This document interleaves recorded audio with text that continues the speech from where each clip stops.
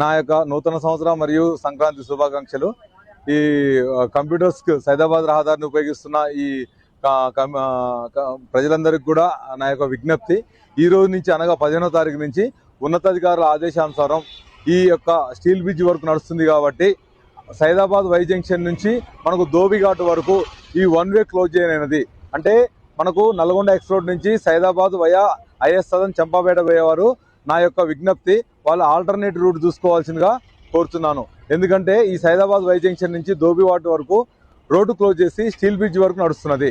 అదేవిధంగా ఐఎస్ సదన్ నుంచి towards Saidabad Nalgonda X రోడ్కు వన్ వే ట్రాఫిక్ ఎలో చేయనవుతుంది.